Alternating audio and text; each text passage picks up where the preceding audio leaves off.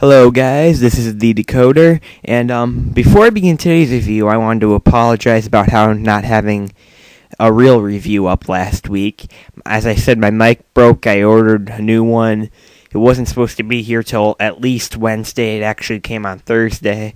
But putting that behind us, let's begin today's review. Now, as I said in my last review, NASCAR 03 and 04 remained very similar. They're relatively the same, except 04 added a few new minor changes. And 02 and 03 were also the same way, but it's just that 03 just added so much that it seemed like a completely different game. 05 and 06 and 07 are the same way, which is why I'm reviewing them all together. And first off, let's begin with the one problem I've been complaining about since day one of this review. And that's that there's not enough guys that they put in the game to fill a NASCAR field. And they put in so many fantasy guys. They put in 20 fantasy guys, which could easily be a NASCAR guy. I mean, it's not like they don't have the space to do it. It's just that they don't. And there's really no excuses.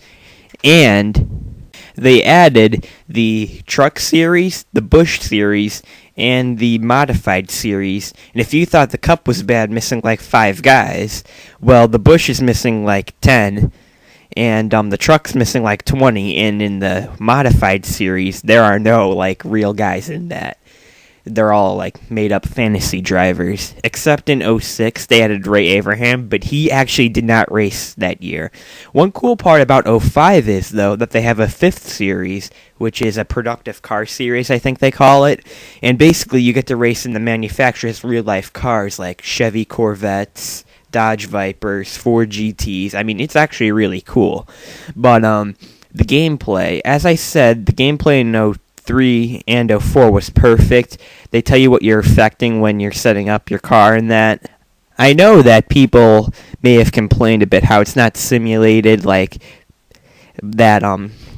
there's not actual bar telling you what you're affecting in real life on a car. But most people don't know that if you loosen a spring, your car will get loose. I'm not even sure if that's true or not. I'm just making this up. But where the teams they do know what affects what, and sort of telling you what it would do. And they got rid of telling you what you're affecting, meaning you're going to have to play around crazily until you find something out if you don't know what you're doing. And the gameplay's extremely loose. It just gets looser and looser when the games kept going and going until it got completely loose in the next game, 08. And then they fixed it in 09. In 08, you couldn't even go one race without spinning out. I mean, it was that bad. The only good part about 08 is that they filled up a whole Sprint Cup field. Anyway, after getting a bit off topic with talking about 08 and 09, let's continue on with the review. They got rid of the opening scenes with the countdown. They got rid of the victory celebration. Well, they didn't really completely get rid of it, but they just shortened it. They also got rid of the announcing of the starting lineup. They got rid of the trophy room, except in the 05 career mode, there's a trophy room there. But they just got rid of a lot. I mean, it's a shame, too. And, well, I know I'm getting off topic again, I already talked about this, but one thing, I can maybe understand the Busch and Trucks not in the Whelen not having, as many guys, because, well, the Whelen would be modified, but the Busch is half of the Cup guys racing in both series. The Trucks don't really have too many full-time teams that they could, think of that didn't attempt more than one race. It's same, and not too many people watch the Whelen either, so I guess it's alright not to have a full crowd in those series. They also changed the career mode and the season mode. Season mode's only one season now. There's also another mode called Chase for the Cup where you create your own chase and then you're racing the chase races. And the career mode has been changed to fight to the top. You basically start out in the Whelen series and fight your way up to the top. And you can also own teams in that, which starts out as you owning a team, but then you start buying out teams instead of owning your actual own team, sort of. It's hard to explain, but you can also control the merchandise, but it's not like it was in 04 where you had to make sure you had enough cars, you had to buy your cars and that. It's not like that anymore. It's not really, it changed a lot, and it just doesn't feel the same. One major new feature that was added in '06 was the team control, which basically the only like decent power thing you have with it. Like they have many, but the only one you'll really lose is swapping your teammate to try to get all your teammates up running up front with you. And another thing too is these games were the first ones to feature Xbox Live for NASCAR games, but I never played it online. And I don't really know how it is to say anything. If I did, I would, but I have no idea what it's like, so.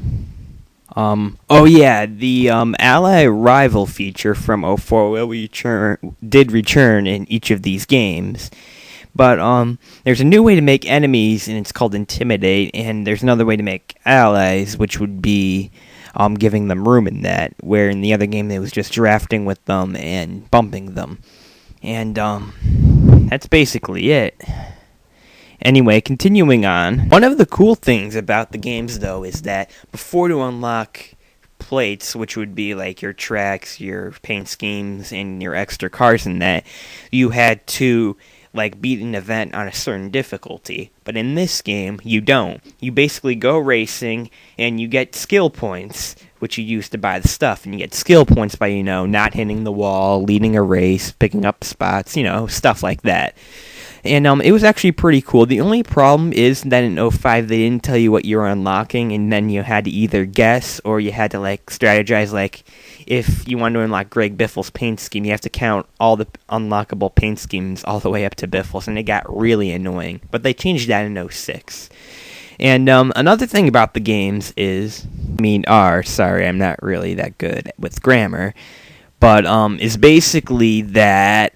Actually, it's one game in particular, but '07, I don't know what it was, but I swear, the cover, just pissed me off. Elliott Sadler was on the cover. Don't get me wrong, Sadler's a good driver in that, but honestly, I don't think he's as good as people say. And up to that point, every person on the cover was a Chevy, and he was a Ford at the time. It's just a shame seeing that cycle stop and it picked right back up, and everyone else until EA ended their games. Even in NASCAR kart racing, where Junior was on the cover, it was all Chevys. I thought they had a deal or something, but apparently not, I guess. And also on the back, they showed my two favorite drivers wrecking, Greg Biffle and Kevin Harvick, so I swear the back was just meant to piss me off, and that whole cover.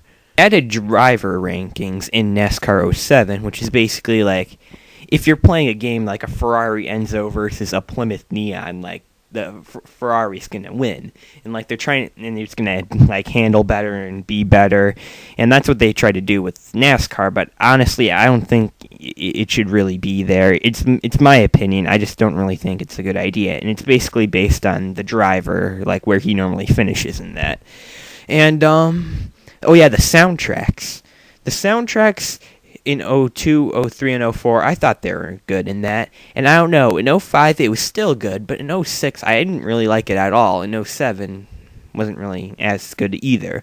And the soundtrack, I don't know, it just wasn't as good as it used to be.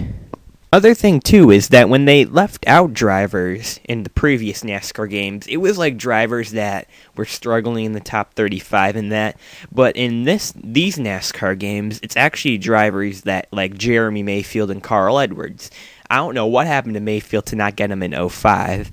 And I do know that Edwards had a deal with another company, which I guess I can sort of see, them being oh no, you gotta deal with that company, you're not allowed in the game. But it's not really as, it's bigger to have these drivers missing than other drivers.